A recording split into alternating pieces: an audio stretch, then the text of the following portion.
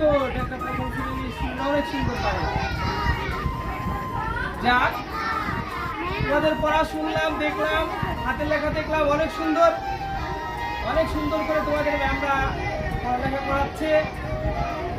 তোমরাও সুন্দর করে পড়ালেখা করবা। তোমাদের কয়েকটা কাজ নিয়মিত করতে হবে, সেটা হচ্ছে যে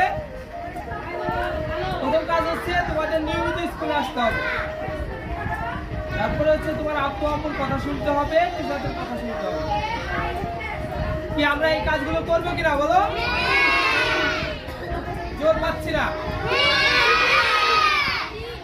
আত্মবিশ্বাস নিয়ে একটু জোরে সোরে আমরা বলি, আমরা এই কাজগুলো করবো কিনা? সুন্দর। এরকম আমাদের আত্মবিশ্বাসের সাথে কথা বলতে হবে, পড়ালেখা করতে হবে। আমি যেটা পারি সেটা আমাকে বলতে যদি বাধা দেয় বা বলতে যদি এসে ভয়ে আমরা না বলতে পারি, তাহলে হবে? ঠিক আছে, তোমাদের স্যারও অনেক যত্ন সহকারে তোমাদের পড়ালেখা করাচ্ছেন এবং উনি অনেক নিয়ম কানুনের মধ্যে, নিয়ম শৃঙ্খলার মধ্যে তোমাদের রাখছে। তোমাদের জন্য, তোমাদের স্কুলের জন্য অনেক দোয়া থাকলো। আগামী দিনেও দেখি আবার যদি সম্ভব হয় তোমাদের সাথে দেখা হবে।